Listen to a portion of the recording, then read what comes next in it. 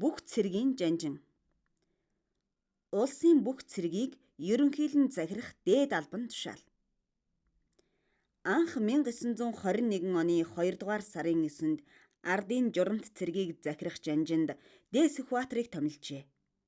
1921 оны 4 дугаар сарын 10-нд цэргийн яамны тэргүүн сайдын албан тушаалыг буй болгон түүнд бүх цэргийн жанжны албан тушаалыг хавсаргажээ.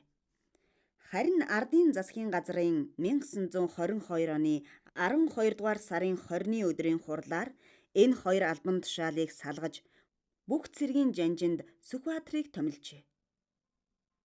1921 оны 7 дугаар сард баталсан бүх цэргийн зөвлөлийн дүрмээр бүх цэргийн жанжныг засгийн газраас томилох болсон ба тэр нь төв ба нутгийн цэргийг захирах, байлдааны бодлого, цэргийн дарга, төшөмдийг томилох, шилжүүлэх, халах эрх үүргийг гүйцэтгэнэ гэж заажээ.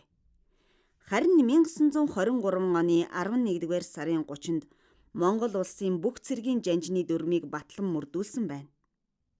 Энэ дүрмээр бүх цэргийн жанжин нь байлдааны бодлого, харилцаа холбоо, эмнэлэг зэргийг удирдаж, цэргийн байдал, сургалт, хангалтын асуудлыг хариуцаж байв.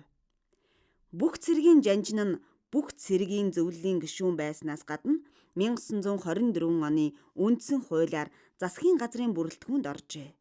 Бүгд найрамдах Монгол ард улсын 18 дугаар баг хурал 1934 оны 3 дугаар сард хуралдаж Монгол ардын хувьсгалт цэрэгт нэгэн удирдлагыг тогтоох шийдвэр гаргасны дагуу бүх цэргийн жанжны албан тушаалыг цэргийн явдлын яамны сайдад хавсарган цэргийг ерөнхийлөн захирах ба улсыг батлан хамгаалах асуудлыг хариуцуулж цэргийн явдлын яамны сайд бөгөөд бүх цэргийн жанжинд дэмдийг сонгон баталжээ.